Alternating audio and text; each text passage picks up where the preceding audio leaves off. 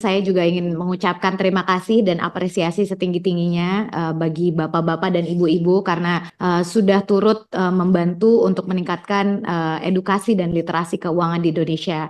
Tingkat literasi yang lebih tinggi, pemahaman yang lebih baik terkait produk-produk yang Bapak Ibu tawarkan kepada masyarakat pasti akan lebih baik juga untuk tingkat pengembalian dan tentu juga harapannya nanti industri bisa berkembang dengan lebih baik. Untuk ketiga asosiasi sebenarnya dari tadi presentasi yang kita terima belum melihat rerata dari biaya yang dikeluarkan oleh masing-masing platform yang berada di asosiasi Bapak Ibu sekalian untuk kegiatan edukasi dan literasi ini. Karena di situ kita bisa melihat juga apakah skala prioritas ini telah ditularkan dari Bapak Ibu di asosiasi ke perusahaan-perusahaan yang berada di bawah Bapak Ibu sekalian. Karena tadi kita belum menerima datanya terkait dengan itu. Untuk Aludi, ini kan sesuatu yang baru dan banyak sebenarnya pelaku UMKM juga belum mengerti lah terkait dengan apa yang dilakukan oleh perusahaan urun dana ini. Tentu kita mendorong supaya Pak Nandana beserta rekan-rekan dari Aludi nanti bisa meningkatkan kembali edukasinya karena potensinya memang sangat besar dan kita belum bisa melihat gambaran secara jelas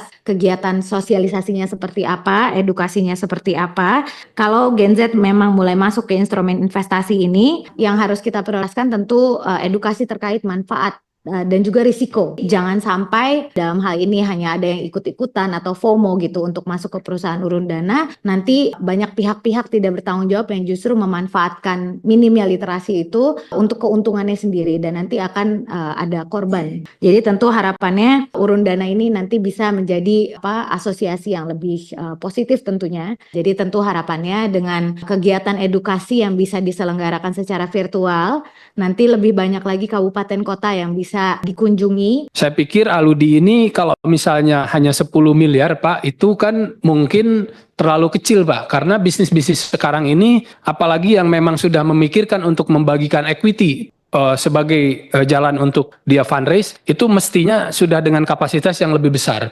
Saya harap equity crowdfunding ini ke depannya bisa menjadi alternatif bagi perusahaan-perusahaan yang memang mau membagikan equity sebagai jalan untuk fundraise. Tidak hanya mekanisme pasar modal yang konvensional yang kita kenal sekarang. Kalau misalnya bisa menjadi jalan bagi para pengusaha kecil untuk tumbuh, untuk bisa punya alternatif daripada perbankan dan pasar modal konvensional, ini efeknya akan luar biasa juga Pak. Yang pada akhirnya akan bisa meningkatkan ekonomi nasional sehingga target-target pemerintah akan terpenuhi gitu. Saya tanya hubungan Bapak ini selama ini artinya komunikasi dengan OJK ataupun dengan sektor keuangan yang ada kaitan dengan Bapak ini sampai sejauh mana? Dekatkah atau baikkah atau kondisinya bagaimana atau selama ini kalau ada keluhan masukan bapak-bapak ada kesulitan atau bagaimana lah, ini yang saya rasa bapak-bapak perlu sampaikan ke kita sebagai kepanjangan tangan bapak-bapak. Tadi dari Aludi sempat menyatakan bahwa mereka mendukung program strategis pemerintah